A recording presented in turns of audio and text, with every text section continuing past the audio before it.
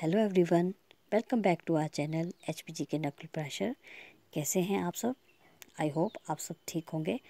आज मैं एक बार फिर से क्वेश्चन आंसर लेके आई हूँ जो कि JBT टेट के स्टूडेंट्स के लिए हैं, जो कि जुलाई 2021 में जो है अपनी एग्ज़ाम पर देने जा रहे हैं। तो आइए शुरू करते हैं।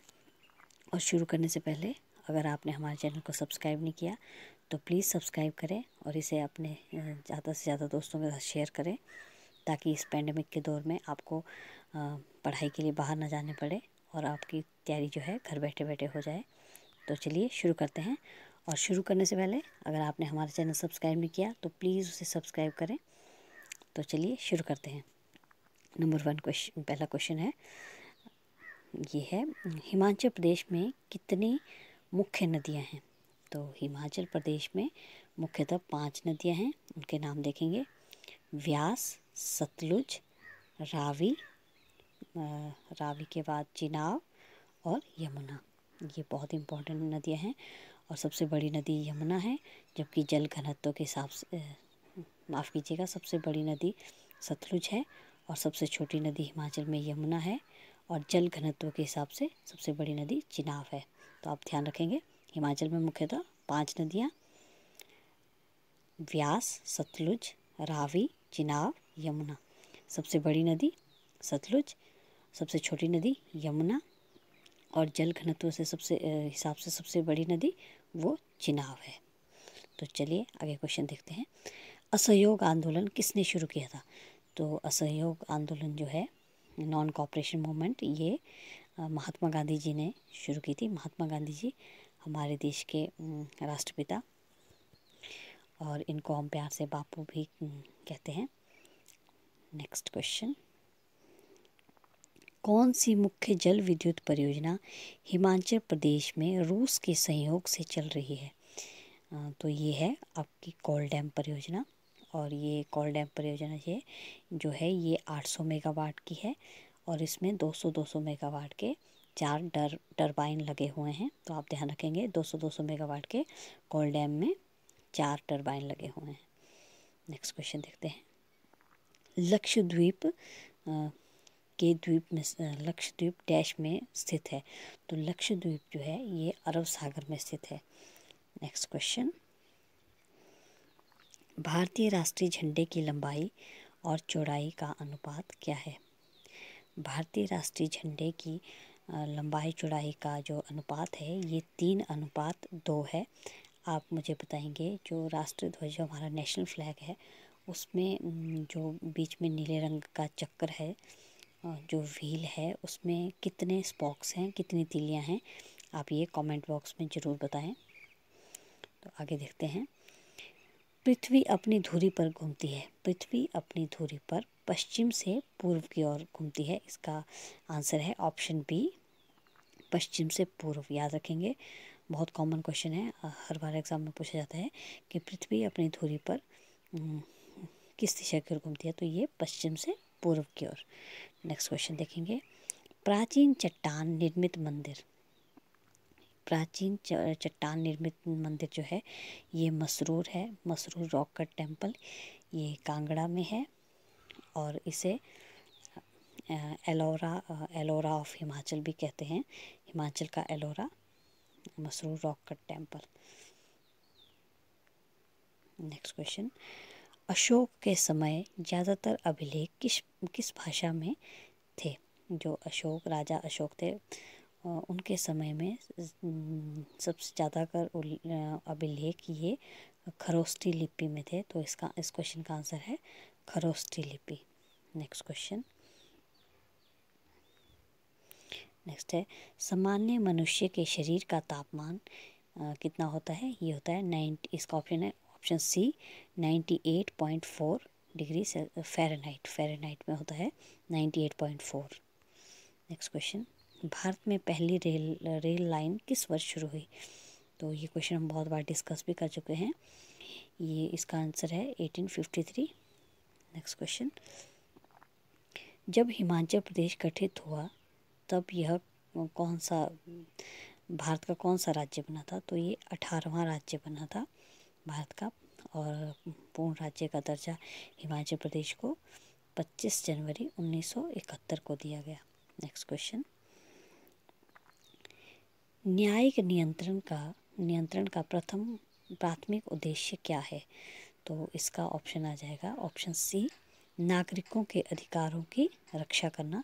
ये न्यायिक नियंत्रण का प्राथमिक उद्देश्य है।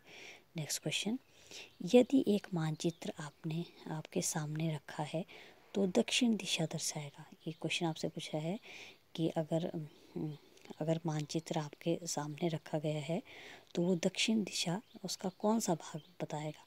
तो इसका ऑप्शन आ जाएगा आंसर आ जाएगा ऑप्शन बी, मानचित्र का निचला भाग। अगर आपके रूम में मानचित्र लगा हुआ है तो आप देख सकते हैं कि अगर आपके सामने मानचित्र है तो वो दक्षिण दिशा कौन सा भाग दिखाएगा, ऊपर वाला या निचला भाग? तो चलिए आगे क्वेश्चन देखते हैं। इग्लू निम्नलिखित में से क्या है? आपने देखा होगा इग्लू जो है ये एस्किमो का घर होता है। तो ये इसका आंसर आ जाएगा ऑप्शन ए, घर, ध्रुवीय क्षेत्रों में पाए जाने वाले घर।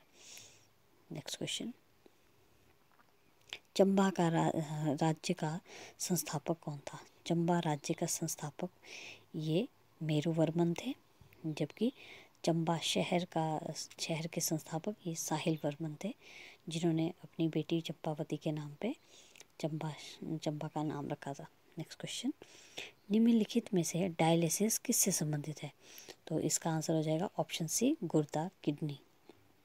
नेक्स्ट क्वेश्चन, चक्रवात किसे कहते हैं? चक्रवात आंधी तूफान को कहते हैं। ऑप्शन बी आंसर है।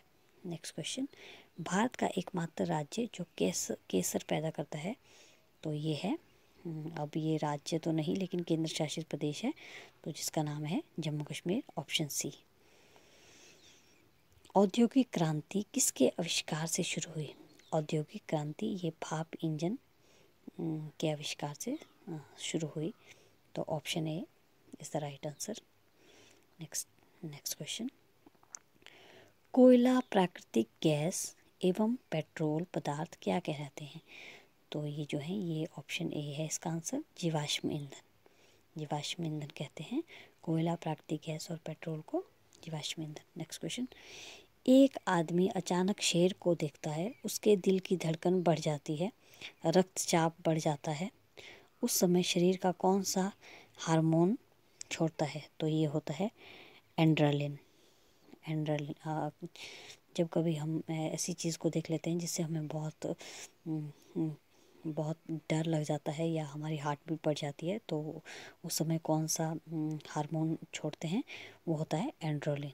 नेक्स्ट क्वेश्चन, पराध्वनि विमान किस परत का क्षरण करते हैं? तो ये पराध्वनि जो विमान होते हैं ये ओजोन का क्षरण करते हैं। नेक्स्ट क्वेश्चन, और ओजोन लेयर जो है ये कहाँ पाई जाती है? ओजोन गैस की लेयर, ओजोन गैस ये आपकी समताप मंडल में पाई जाती है। नेक्स्ट क्वेश्चन है, सूक्ष्म जीवों द्वारा मृत वनस्पति प्रक्रिया द्वारा गैस बनता है, तो ये बनता है ह्यूमस। नेक्स्ट क्वेश्चन, कौन सा घटक पानी की कमी के लिए उत्तरदायी नहीं है?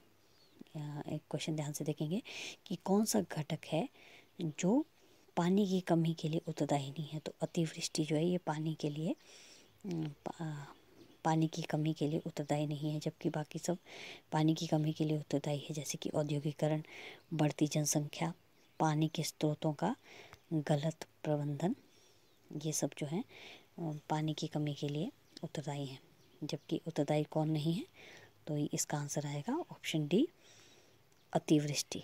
नेक्स्ट क्वेश्चन, निम्नलिखित में से कौन सा पारिस्थितिक तंत्र पृथ्वी के सबसे अधिक क्षेत्र को घेरता है?